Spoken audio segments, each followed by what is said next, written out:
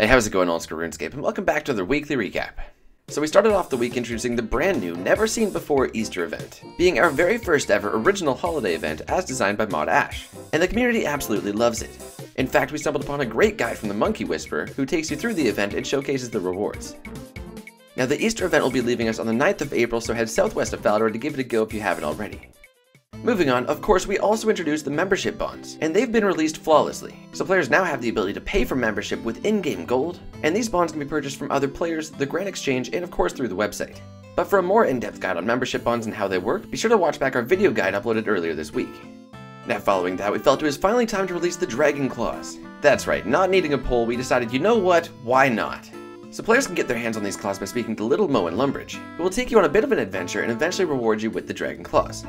Now, of course, this was released on April Fools, and it will be removed this Thursday. And no, they aren't real Dragon Claws, but cheap imitations that can only perform the special attack animation. Yet still, you're likely going to want to grab yourself a pair while you can.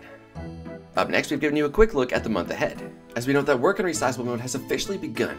And we state that our goal is to have it ready for sometime this summer, as it's an absolutely massive project, but we'll be doing our best to have it ready as soon as possible. Moving on, as voted on in the Near Miss poll, you'll soon be able to enjoy two new Clan Wars game modes, being Team Old School and Time Deathmatch, bringing an entirely new competitive element to Clan Wars that you're really gonna love.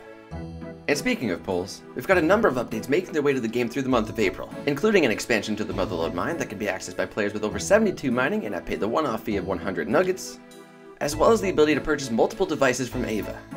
It's the little things that matter. And lastly, let's move on to our Player Spotlight feature. Starting out with Sentry TV, who was handing out free Iron Scimitars to new players when one of those new players hopped on his main and decided to reward him with 500k. And it's always nice seeing that good karma loop back around, as sometimes it does pay to pay it forward. Moving on, Raccoman decided to share his collection of nearly 100 pictures from over a decade ago in RuneScape, including Zezima sightings, classic posts from Mod Ash on the forums, and simply nostalgia in his purest form. And finally, Exchangist is back with episode 9 of his Only Use the GE series, and in case you're unfamiliar, he's decided to limit his account to only access the Grand Exchange, starting from scratch with absolutely 0 GP, and he's now managed to accomplish his very first 99 as well as over 20 mil GP. So be sure to check out all of the Player Spotlight features via the links below. And aside from that guys, that about sums up this week in Old School RuneScape, so we'll thank you for watching and don't forget to subscribe to keep up to date with the game.